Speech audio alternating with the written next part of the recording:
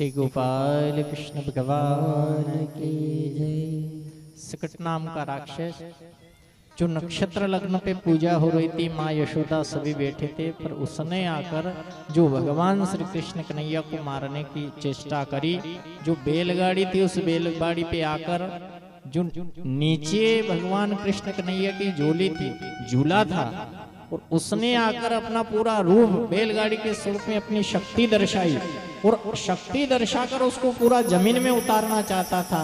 पर भगवान ने अपने वाम भाग के एक अंगूठे से केवल उस गाड़ी के पहिए जहाँ पे उसको सुलाए थे और एक झूला था, एक बंधन में बांध रखा था कड़े के अंदर, भगवान ने ऊंचा पैर करके खाली उसको टच किया और जैसे ही वो बैलगाड़ी के पुर्जे गए, कहते हैं सुखदेव जी कि उसका एक एक पुर्जा एक क्षण के लिए कोई नहीं देख पाया कि कहाँ था। सुखदेव जी कह रहे परीक्षित, जब कंस को पता लगा तो उसने तृणावत नाम का एक राक्षस भेजा, एकदम आंधी के साथ आया, भगवान को उड़ा कर ले गया आसमान में। भगवान ने अपना भार बढ़ाया और जैसे ही उसका कंठ अवरुद्ध हुआ तो धराशायी होकर वो भी मुक्ति को प्राप्त हो गया। बोलिए द्वारिकाधीश भगवान की जय, सावरिया सेठ की जय। कहते हैं भगवान जब छोटे थे तो उनके सामने जब आईना किया जाता, आईना जानते ना, आईना कांच, अच्छा क्या कांच क्या है? कांच को सत्य कहते हैं कि असत्य कहते हैं? तो आप सुन लेना, कांच कभी असत्य नहीं हो सकता है, वो सत्य है। ये भागवत कांच है। क्या है? आईना। ये आप और हम सबको दिखा रही है। क्या है? हम सबका कर्म कैसा है ये दिखाना। कांच का क्या काम होता है? आप सुबह ऐसा कोई नहीं होगा शायद कांच देख के नहीं आया न, कांच नहीं देखा तो मोबाइल को ठीक रो ही देखे होगा, पर देखे होगा कि देख तो लूं बिंदिया सही लगी कि नहीं, तिलक सही है कि नहीं है, ये ऐसा तो नहीं है, वैसा तो नहीं है।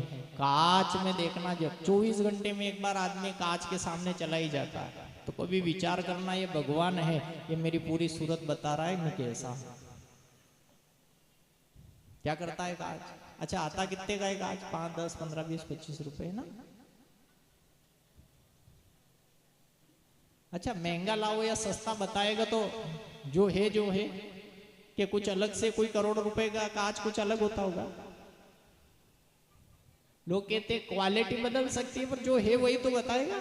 हो सकता है उसमें और कलर अपना ऐसा कलर है तो थोड़ा सा और अच्छा कलर बता दे, पर बाकी जो है वही बताएंगे। क्या बताएंगे? जैसा चेहरा है, जहां जो लगा है वही बता देगा।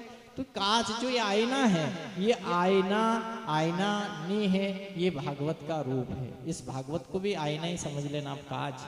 अब इसके सामने जब आप हम सब बैठते हैं तो इसमें ये पता होता है कि कैसा कर्म रह रहा है, इसका क्या हुआ, तो अपन ऐसा कर रहे हैं तो आगे क्या हो सकता है, 4 दिन जिएंगे, कहाँ फंसे हुए हैं, क्या कर रहे हैं, कौन आ रहा है, अपन सम्मान हो रहा है कि नहीं, अपन सेवा करवा रहे हैं कि सेवा कर रहे हैं।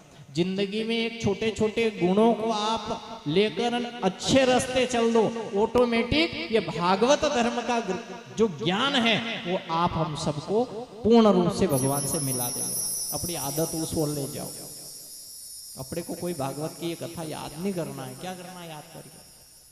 हमने भी नहीं देखी ने, हम भी नहीं जानते इस कथा को, तो आपसे कह रहे हैं कि अपने को कोई ऐसा नहीं है कि भागवत को अपने को याद करना है। करके क्या करेंगे बताओ? जब एक अध्याय पे नहीं अपन चल रहे हैं तो भागवत जी को क्या करेंगे? जब सत्यनारायण की कथा सुनते हैं, 5 अध्याय सुनते हैं, उसका एक अक्षर क्या लीलावती कलावती है, वहां तो लीलावती कलावती, पर आपड़ो भी तो देखो, वहां को छोड़ो, खाली काम कही देखिए ना, हूं लागे वो प्रसाद ले आओ। क्या करती है दुनिया? कथा से कोई मतलब नहीं, पूजा से कोई मतलब नहीं है, संकल्प से कोई मतलब नहीं है, व्रत से कोई मतलब नहीं है, खाली यहाँ तो दुनिया का दिखावा है। क्या है साहब? आज हमारे 11 से वही, आज मेरे इसका व्रत है, मेरे ये करना। बाकी शास्त्र में कोई ऐसे कि व्रत करोगे इसका फल है, ऐसा कोई विधान नहीं है। आपको बता दे, भूखे रहे, आपके शरीर में विज्ञान भी ये मानता है कि महीने में 1 या 2 दिन भूखा रह जाना चाहिए। क्या रहना है? ये शरीर है ना, ये मशीन है, इस मशीन को अच्छे चलाने के लिए इसमें कोई विकार ऐसा वैसा समाप्त हो जाए, उसके लिए वास्तव में 24 घंटे में थोड़ा बहुत इतना सा कुछ ले लो, बाकी 24 घंटे तक इस मशीन को खाली रहने दो। पर क्या करती है दुनिया, व्रत रहते हैं उस दिन तो और दुगना खाते हैं। 1 किलो 1.5 किलो फलियार जावे कंप्लीट। आपके ये नहीं, पर बहुत सारे गांव में ऐसा ही होता है। पहले व्यवस्था बढ़िया ऐसी रहती है चकाचक। आप फल के चक्कर में मत रहिए। ऐसा मत कहिए मैंने इतने सालों से अभी रविवार के व्रत किए, मैंने ऐसा किया, उसका फल नहीं मिला। पयो व्रत की अगर कथा आपने सुनी होगी, भगवान वामन आए, कैसा व्रत था बताइए हमको। 12 दिन तक केवल 1 चम्मच, छोटी चम्मच आती है ना आपने वो ये खाने की, छोटी सी, एक बार खाली पति पत्नी दोनों ने लिया है ना।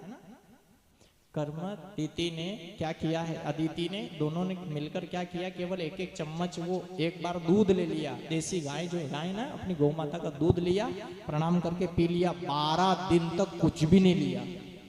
अब यहाँ देख लो, सगा मामा सगा भाणे, और स्थिति क्या बनी। आपसे एक बात कही है हमने कल कि इस कली में काल में 2 ही चीज एक शरीर के अंदर है, वो परिवार। द्वापर की कथा चल रही ना, तो द्वापर से आपसे कहा था एक परिवार में राम और रावण दोनों एक परिवार में रहते थे। अच्छाई और बुराई, देवता और दानव दोनों एक परिवार में रहते थे। पर अब इस कलयुग में एक शरीर के अंदर दोनों रहते हैं। देवता भी इसी शरीर में और दानव भी। अपन भगवान के मंदिर आते हैं, आंखों से आंसू आ जाते हैं। कभी ऐसी इच्छा होती है माता पिता कहाँ मिलेंगे, जिंदगी मिल गई नहीं मिल गई, अच्छी सेवा कर ले, ये भाव हो गया आपके अंदर, देवता आ गया, ठीक है। कभी आपको अनायास भी क्रोध आ गया, जो नहीं कर कहना था आपके मुख से ऐसी वाणी निकल गई, आपने क्रोध कर लिया, किसी की जबरदस्ती किसी का नुकसान कर दिया अपने फायदे के लिए, ये क्या है, ये पाप है। अपनी आंखों ने किसी को गलत देख लिया, ये पाप है। अपने हाथों से किसी का गलत हो गया तो पाप क्यों करे। ये 2 ही चीज अंदर है। अब अपन चाहे कि इस चीज को दबाएं तो दबाने की कोशिश करे, तो ये धर्म शास्त्रों का, मंदिर का, बड़ों के पास में बैठने का, माँ के चरणों की सेवा करना, पिता के चरणों की सेवा करना, यदि हम सेवा करने लग जाएंगे तो ऑटोमेटिक हमारे अंदर का जो ये दानव वर्ण है ये धीरे धीरे दब जाएगा। क्या होगा, और होगा कुछ भी नहीं।